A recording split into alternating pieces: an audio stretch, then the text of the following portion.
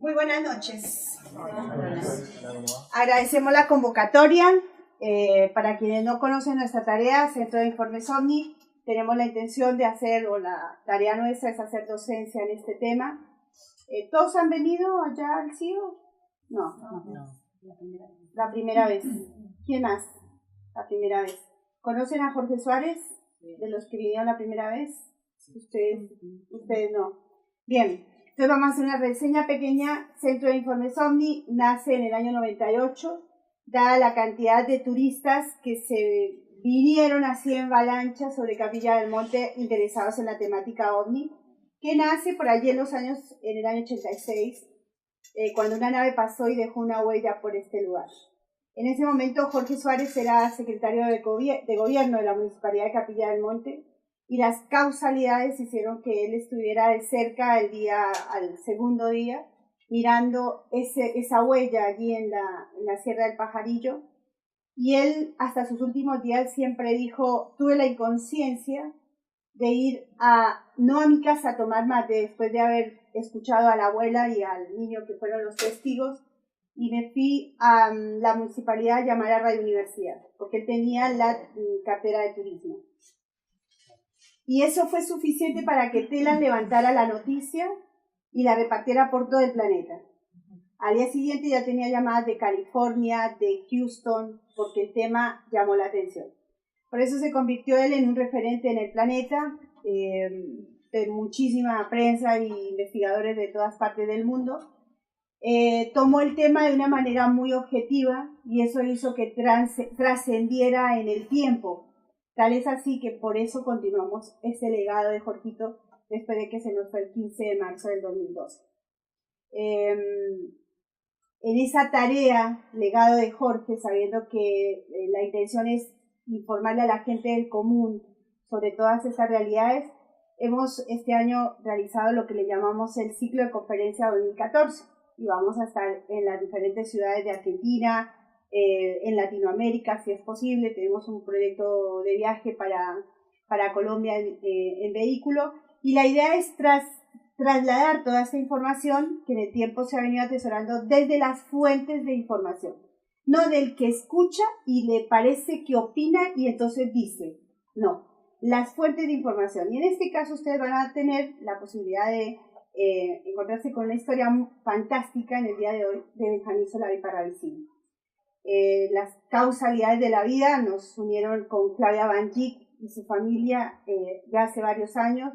Ellos conocieron a Jorge y las causalidades de la vida, ella lo va a exponer, se encontró con la obra inédita del señor Benjamín Solari Parravicini, cosa que nos pareció más que interesante para el CIO y para la temática. Y por ello, bueno, venimos haciendo un trabajo en conjunto con ella, exponiendo en los lugares donde sea necesario justamente este trabajo. Así que agradecemos la presencia de ustedes. Nosotros tenemos una página web que la pueden pedir cuando se vayan. Agradecemos la contribución que hacen porque es una forma de poder seguir adelante con nuestra tarea. Y ya mismo, porque no hay que perder tiempo, a lo que vinimos, la señora Claudia Banchik, quien va a estar exponiendo acerca de Benjamín Solari Parravicini. Gracias, Claudia.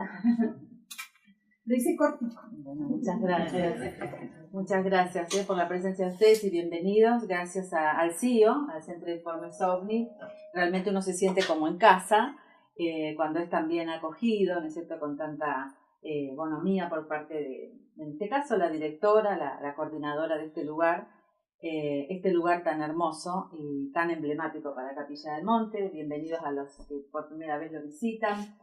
Algunas caras conocidas que ya nos hemos visto en otras charlas, en otros encuentros, y para los nuevos, bueno, Claudia Banchik, tenemos esta tarea pequeñita, un granito más de arena, por decirlo así, para ampliar lo que es la visión de este gran profeta argentino, alguien lo ha denominado el Nostradamus argentino, que fue Benjamín Solari Parravicini.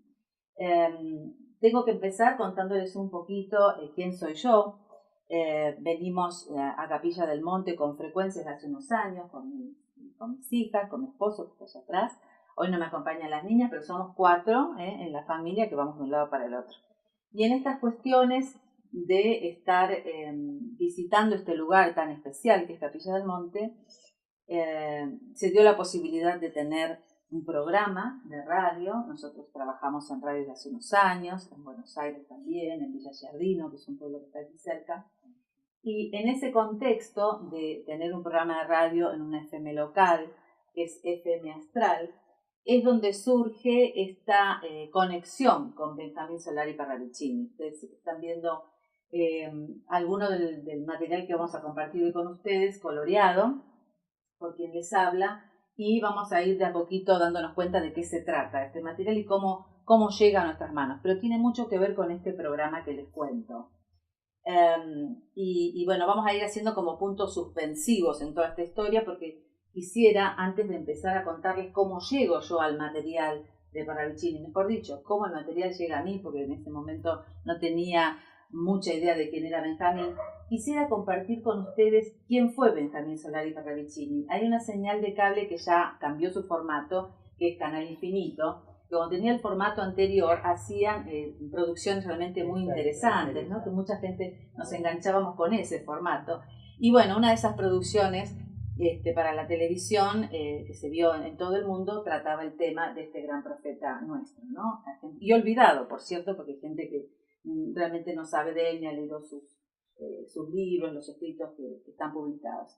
Entonces me gustaría empezar la primera parte de nuestro encuentro hablando o escuchando, mejor dicho, estos testimonios, y después les sigo contando un poquito más de mi vida y cómo llega Benjamín, ¿no? Pero por ahora les dejo este suspenso de saber que, bueno, en algún momento en este programa de radio que hacíamos con mi esposo y con mis niñas, llega de alguna manera el maestro Parravicini a través de un oyente que se va a comunicar casi de manera, entre comillas, anónima con el programa primero, y después va a entrar de lleno a nuestra vida el material. Bueno, vamos a pedir entonces... Un favorcito, hay una periquita de redonda, las tiras para que se apague la luz. Vamos entonces con el... Ahí estamos, muchas gracias. Gracias. Si tapo a alguien me dicen, Lo bauticé cariñosamente como el Nostradamus argentino. Anunció la Segunda Guerra Mundial, anunció a Fidel Castro cuando Fidel Castro tenía 13 años y ni siquiera sabía que iba a ser Fidel Castro. Cabeza de barba, que parecerá santa, mas no lo será y encenderá las Antillas. Nadie creía, ni los amigos creían. El hombre volará a los espacios siderales. El ovni que lo raptó, digamos, que lo introdujo adentro de la nave, estaba nada menos que en 9 de Julio y Moreno, en pleno centro de la ciudad de Buenos Aires. Hoy sigue trabajando, hoy sigue iluminándonos, sigue transmitiéndonos informaciones. La última llegó el 24 de diciembre, Nochebuena.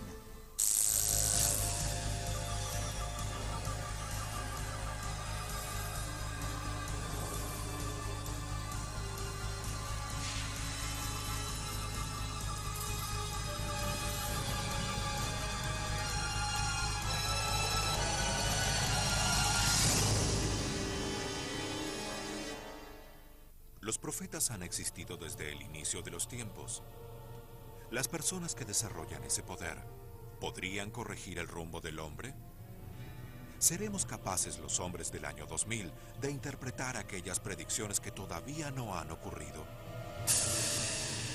El padre de la parapsicología experimental, J. Berrain, decía en los años 30 que las facultades extrasensoriales, o sea, las capacidades de telepatía, de clarividencia, de precognición, que son las que estudia la parapsicología, deberían estar distribuidas uniformemente en la población normal.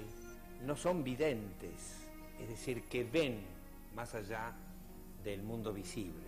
Tienen condiciones de vidente, pero lo que ellos hacen a través del profetismo es precognición.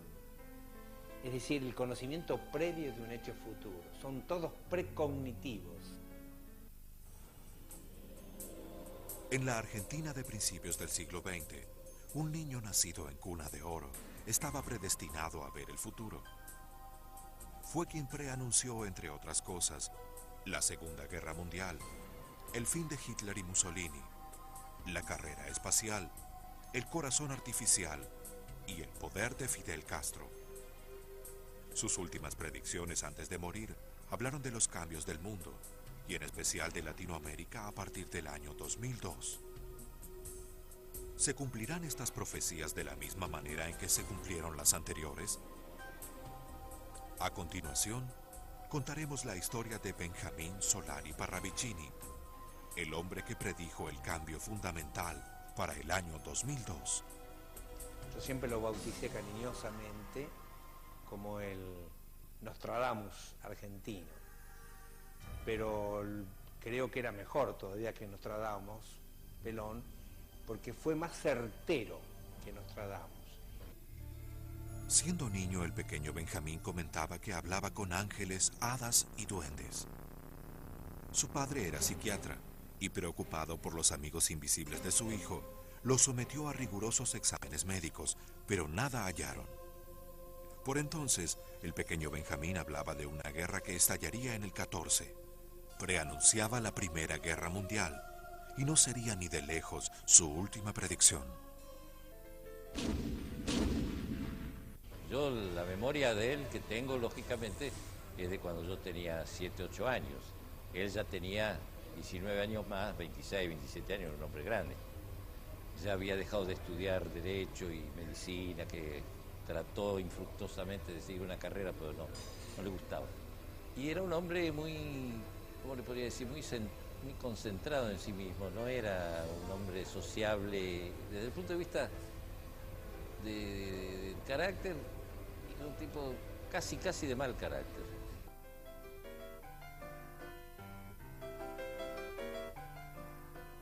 Casi 20 años mayor que Justino, Benjamín era el hermano díscolo de la familia. Bohemio, mujeriego, amante de la noche y de las copas. Benjamín llevaba una vida disipada e impunemente irresponsable, cuando sobrevino una experiencia sobrenatural.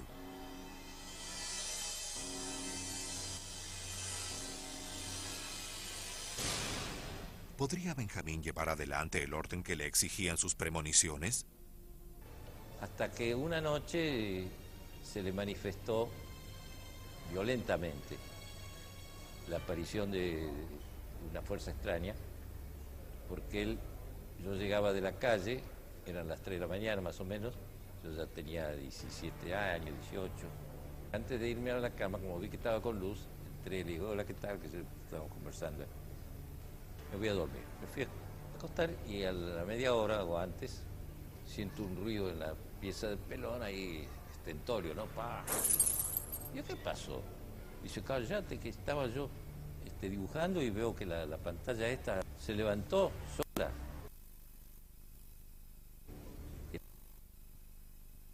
La marca. Impresionadísimo, ¿qué será esto? Yo, un poco por las 3 de la mañana y otro poco porque no me interesaba tanto el problema, le dije, sí, está bien, no, le di más corte y seguí durmiendo. Pero a las 8 de la mañana, cuando me desperté, o a las 9, él seguía dibujando y recibiendo ya mensajes por escrito. El lápiz aparecía solo. Solari Parravicini es el caso más impresionante que ha habido en Argentina en relación con este tipo de talento, de facultad, a través de la cual él dibujaba y también escribía en relación a hechos por venir en la Argentina y en el mundo. Benjamín solía despertarse en medio de la noche después de alguna pesadilla. Semidormido dibujaba y escribía sin real conciencia de lo que pasaba. Luego sencillamente apagaba la luz y continuaba durmiendo. La mayor parte empezó a partir del año 30. Pensemos que él había nacido en el año 1898. Hasta el año 30 él se dedicó a hacer la vida de bohemio que le había gustado siempre. Pero a partir de ese momento y cuando ya se inicia en este camino, empieza a escribir lo que alguien le dictaba. Al principio las rompía, no entendía qué era y las hacía un bollo y las tiraba, hasta que empezó a darse cuenta que algunas se cumplían. La mayor cantidad de profecías son a partir del año 30 hasta el año 45, 50, donde de alguna manera se esboza todo lo que va a ocurrir después.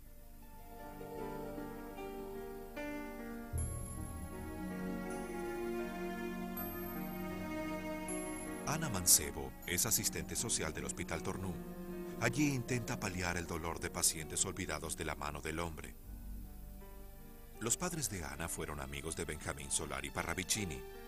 La relación entre ellos fue tan fraterna que Benjamín adoptó a Ana como su nieta espiritual.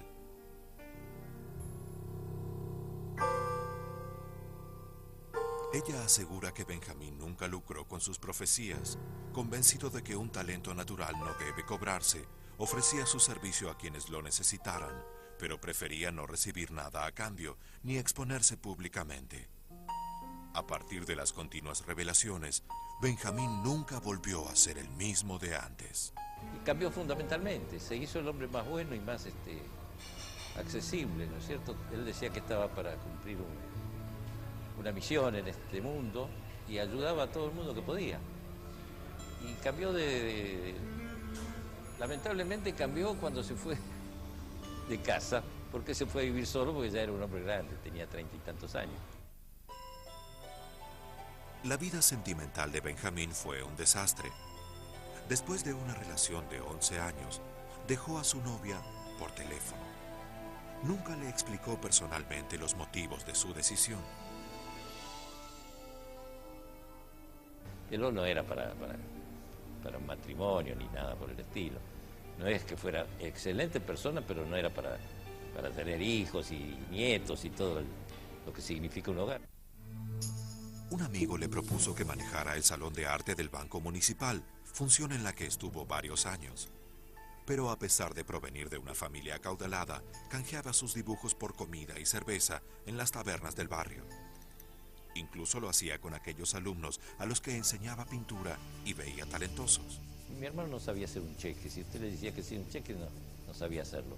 Era un tipo que vivía al margen de todo lo que fuera negocio.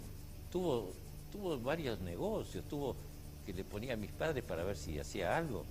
Le pusieron un negocio de venta de cuadros en la calle Charcas. La relación con la familia era bastante difícil. Ellos eran una familia muy tradicional de Buenos Aires. Te dije, el padre era todo un profesional y de golpe tener un hijo que hablaba de estas cosas era un poco difícil. Así que en un momento dado, entre que él se sintió incomprendido y la familia no le gustaba mucho todo esto de que se hablaba, bueno, él decidió irse a vivir solo. Mi madre tenía adoración con Pelón. Y mi padre también. Lo que pasa es que el viejo al principio no le creía mucho, porque era más un hombre de ciencia que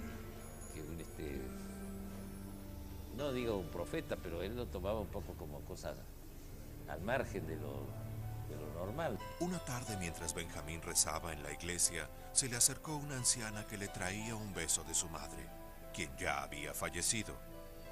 La anciana le recordó que a su madre le gustaban mucho los nardos. Cuando Benjamín llegó a su buhardilla, la encontró inundada de olor a nardos y sintió la voz de la anciana revelándose como la señora de los nardos, que había venido a traerle un beso de su madre.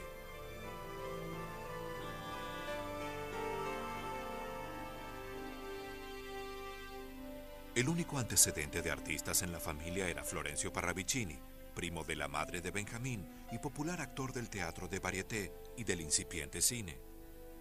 Muy amigo de Florencio, Benjamín quedó seriamente afectado cuando el actor, aquejado por una enfermedad incurable, se disparó mortalmente el 25 de marzo de 1941.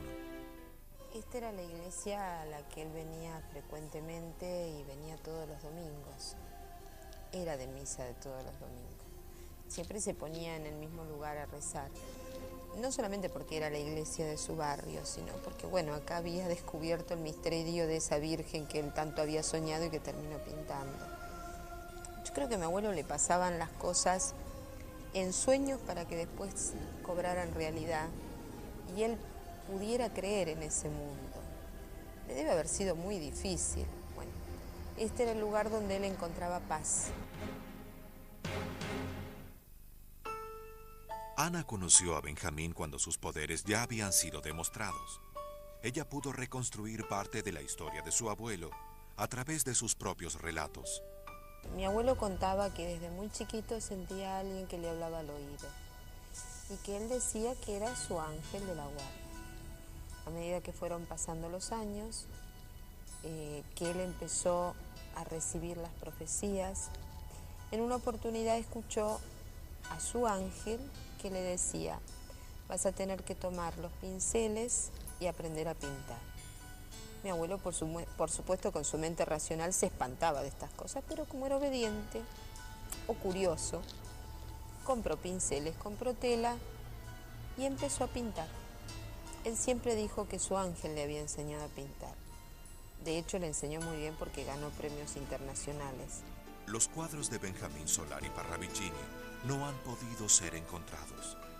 Según sus allegados, todas sus pinturas se encuentran en Europa, en manos de diversos coleccionistas y hasta en el Castillo Real de Bélgica. Solari Parravicini se lo podría considerar en todo caso más bien un psíquico cuyo talento artístico fue puesto a prueba en la manifestación de este tipo de premoniciones. Ya conformado como artista plástico, Benjamín tuvo un encuentro cósmico con el Bosco, el pintor francés que murió en 1516, cuyas severas convicciones cristianas fueron plasmadas en sus cuadros El Jardín de las Delicias o Mesa de los Pecados Capitales. Cuando Benjamín se concentraba en sus visiones, entraba en un estado de trance que impresionaba a sus allegados por sus leves convulsiones y sus ojos en blanco. Una psicografía es una experiencia a través de la cual el medium, durante el trance, durante un estado de trance que se autoinduce, toma una lapicera o un lápiz y comienza a escribir, aparentemente sin razón, sin estar consciente de lo que escribe, y aparece un mensaje inteligente. Esto que a nosotros no lo entendemos, bueno, estas que son psicografías, ahora son veneradas, pero en ese momento eran un mamarracho.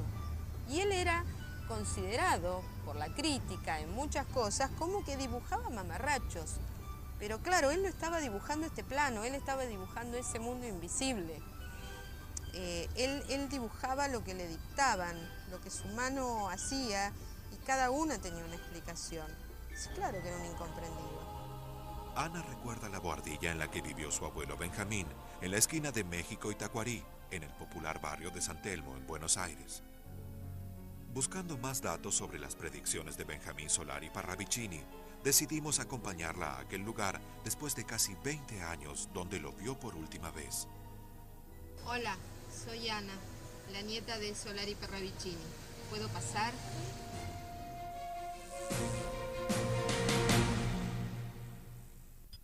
La reconstrucción de los pasos de Benjamín Solari Parravicini, el hombre que preanunció los cambios para el 2002, nos llevó hasta la que fue su casa. Ana Mancebo se acercó a la antigua casa de su abuelo.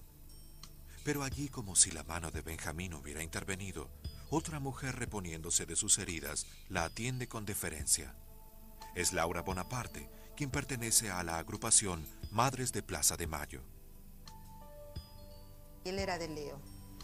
Ah, ¿de Leo? De Leo, del 8 de agosto. Como mi hijo. Ajá. Mi hijo quería mi hijo. Del 8 de agosto. Cabeza dura. Acá había una pianola muy antigua, pianola o piano que tocaba solo, que los vecinos escuchaban. Acá, este era el lugar exacto donde él tenía ¿cómo se llama? Donde ponen los cuadros para pintar. Su atril. Pedro Romaniuk fue discípulo de Benjamín Solari Parravicini. De él cultivó la espiritualidad y la seguridad de la existencia de la vida en otros planetas. Siempre cuando entrábamos, él tomaba su copita de Jerez, hacía las oraciones, hacía varios Padre Nuestro, varios Ave María, y después los ojos se le daban vuelta para arriba y empezaba a hablar con una voz muy pausada de gruesa, y hablaba en una forma terminante y absolutista. Él vivía austero, humilde, simple, sencillo. Nunca me dijo qué jubilación tenía, pero venía de una familia de muy alto rango. Una familia, él había nacido por Vicente López, ahí estaba la vieja mansión de Solari Paravicini. Aquí había un placar que tenía 2 puertitas, que sus buenos sustos me hizo pegar cuando esas puertitas se abrían solas y yo no entendía, y mi abuelo me decía, no te preocupes, es un amigo. Él siempre me hablaba de hoy, lo simple, sencillo, y me hablaba de 3 cosas: servir, perdonar y amar a todos los semejantes, como él era. El lugar donde yo habitualmente me sentaba era ahí, y él aquí, en ese sillón que había. Y ahí charlábamos. Había un chiquito que hablaba con él que tenía un payaso y se lo entregaba, como diciéndole, esto lo que te entrego es de buena suerte.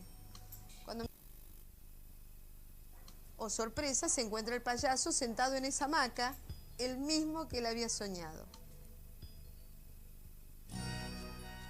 Las predicciones que se conocen de Benjamín Solari Paravicini han podido ser cotejadas, ya que muchas de ellas efectivamente se cumplieron. La claridad en el desarrollo de algunas predicciones nos hacen pensar en qué hubiera ocurrido si alguien lo hubiera escuchado, o bien qué hubiera pasado si alguien hubiera podido interpretarlas. ¿Acaso se hubiera podido corregir el rumbo del hombre? Piensa en el pobre Benjamín Solari Paravicini, cuando la familia misma no creía en él. Nadie creía, ni los amigos creían. Esa era la realidad tangible, terminante y absoluta que hubo que pasar.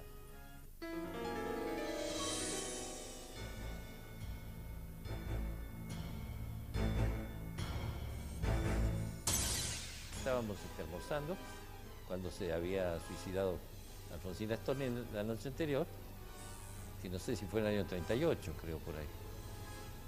Y entonces él me dijo, mirá lo que he recibido anoche, esta madrugada. Y era un soneto que firmaba Alfonsina Storni. Creo que soneto o verso libre, no, me parece que era un soneto. Y la terminología que usaba y demás estaba bien escrito. Anunció la Segunda Guerra Mundial.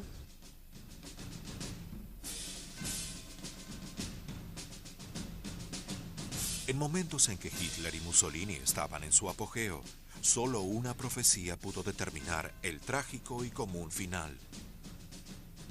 Lo de Hitler y Mussolini hablaba que con el mismo principio tuvieron el mismo fin. Ahora miren que fue real, fue concreto, ¿eh? Porque a pesar de que uno murió en una plaza colgado, me refiero a Mussolini, Hitler desapareció en un búnker, nunca se supo ni se encontró su cuerpo, jamás. Personas que lo han conocido dicen que Solari Paravicini no era espiritista. Por el contrario, él